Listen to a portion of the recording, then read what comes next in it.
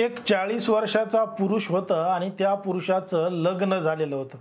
आता पहिलं लग्न झालेलं असताना सुद्धा त्यानं दुसरं लग्न केलं आणि 2 बायकांसोबत तो संसार करू लागला, 2 बायका घेऊन राहू लागला। पण मात्र काही दिवसानंतर त्याला अजून एका मुलीबरोबर प्रेम झालं, पण ज्या मुलीबरोबर प्रेम झालं होतं ती मुलगी फक्त 16 वर्षाची होती आणि यानं त्या 16 वर्षाच्या मुलीला प्रेमात वळलं, प्रेमाची लालूच दिली आणि तिला घेऊन तो पसार सुद्धा झाला, फरार सुद्धा झाला। आणि इकडं घडलं धक्कादायक प्रकरण, धक्कादायक घटना। नेमकं काय आहे संपूर्ण प्रकरण, कुठं घडली ही घटना, हे आपण अगदी सविस्तरपणे पाहणार आहोत। पण जर तुम्ही अजूनही आपलं चॅनल सबस्क्राईब केलं नसेल तर लगेच सबस्क्राईब करून घ्या आणि बाजूला असणाऱ्या बेल नोटिफिकेशनला सुद्धा ऑन करायला विसरू नका।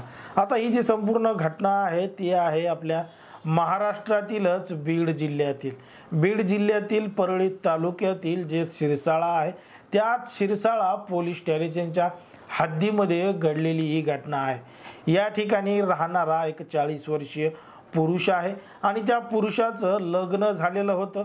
एक लग्न नाही तर त्याचे 2 लग्न हे झालेले होते, पण 2 लग्न होऊन सुद्धा त्याचा जीव आता एका तरुणीवर, एका मुलीवर आला होता आणि ती मुलगी फक्त 16 वर्षाची होती। आता 16 वर्षाच्या मुलीला यानं प्रेमाचं लालूच दिलं, तिला आपल्या प्रेमाच्या जाळ्यात ओढलं आणि तिला घेऊन तो पसार झाला, तिला घेऊन फरार झाला। तारीख होती 20 ऑक्टोबर 2023 ची। याचं कारण सांगितलं जातं की हा जो आरोपी आहे तिचं आणि ती जी मुलगी आहे तिच्या वडिलांचं शेत हे जवळजवळ होतं, धुऱ्याला धुरा होता आणि अशा पद्धतीनं यांची एकमेकांसोबत ओळख होती आणि याच ओळखीमधून त्या मुलीचं आणि या 40 वर्षीय पुरुषाचं जमलेलं होतं। ती अल्पवयीन होती तरी सुद्धा यानं तिला प्रेमाची लालूच दिली होती आणि तो तिला घेऊन पसार झाला, सैराट झाला। आता याची माहिती ती जी मुलगी आहे तिच्या घरच्यांना मिळाली आणि त्यांनी तात्काळ शिरसाळ्याचं पोलीस स्टेशन गाठलं आणि पोलीस स्टेशनमध्ये जाऊन त्या आरोपी विरोधात फिर्याद दाखल केली, गुन्हा दाखल केला।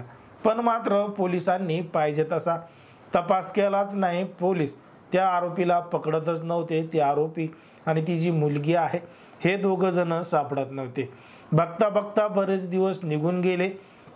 त्या मुलीचे आई वडील हे पोलीस स्टेशनचे चक्रा मारत होते, पोलीस स्टेशनच्या पायऱ्या झिजत होते, पण मात्र त्या मुलीचा आणि त्या आरोपीचा काहीही शोध लागला नाही, काहीही तपास लागला नाही।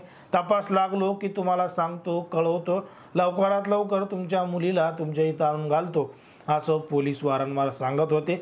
पण मात्र मुलगी काही येत नव्हती, आरोपी काही सापडत नव्हता। बरेच दिवस, बरेच महिने उलटून गेले तरी सुद्धा त्या दोघांचा तपास लागला नाही। मग मात्र त्या मुलीच्या आईवडिलांनी आणि नातेवाईकांनी माजलगावचे जे पोलीस अधिकारी आहेत त्यांची भेट घेतली, निवेदनं दिले, तक्रारी दिल्या, त्याचा सुद्धा काही फरक पडला नाही। अंबाजोगाईला गेले, अंबाजोगाई जे पोलीस अधिकारी आहेत त्यांना सुद्धा तक्रारी दिल्या, निवेदनं दिले, तरी सुद्धा काहीही फरक पडला नाही आणि त्या मुलीचा तपास काही लागला नाही। एवढं करूनही आता ते जे बीडचं जिल्हाधिकारी कार्यालय आहे त्या कार्यालयासमोर उपोषणाला बसले आहेत आणि जोपर्यंत मुलीचा तपास लागणार नाही तोपर्यंत आमरण उपोषण सोडणार नाही असं सुद्धा त्या मुलीच्या आईवडिलांनी आणि नातेवाईकांनी सांगितलेलं आहे। पण जेव्हा या संपूर्ण प्रकरणाची माहिती शिरसाळ्याच्या पोलिसांना विचारण्यात आली तेव्हा त्यानं सांगितलं की आमच्या परीनं सगळे काही प्रयत्न चालू आहेत। आम्ही हैदराबाद इथं जाऊन पाहिलं, आजूबाजूच्या राज्यांमध्ये पाहिलं, तरी सुद्धा त्यांचा तपास अजून लागला नाही।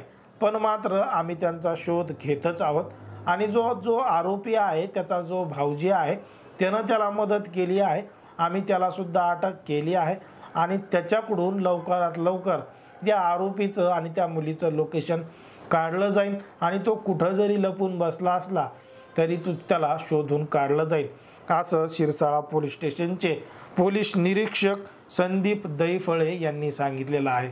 पण जर आपण पाहिलं तर समाजामध्ये, देशामध्ये, राज्यामध्ये कशा पद्धतीनं प्रेम प्रकरणं घडत आहेत, इथं वयाचं सुद्धा भान राहिलेलं नाही। प्रेम हे आंधळं असतं अशा पद्धतीनं म्हणत असतात, पण ते कोणासोबत झालं पाहिजे, कधी झालं पाहिजे या सगळ्या गोष्टी विचारात सुद्धा घेतल्या पाहिजेत. कुठंतरी सोशल मीडियाचा वापर मोठ्या प्रमाणात वाढत चालला आहे, म्हणून हे जे प्रेम प्रकरणं आहेत हे सुद्धा मोठ्या प्रमाणात वाढत चालले आहेत का? या संपूर्ण प्रकरणावर तुम्हाला काय वाटतं हे अगदी स्पष्टपणे कमेंटमध्ये सांगा. आणि अशाच पद्धतीचे नवनवीन व्हिडिओ पाहण्यासाठी आपल्या चॅनलला लगेच सबस्क्राईब करून घ्या.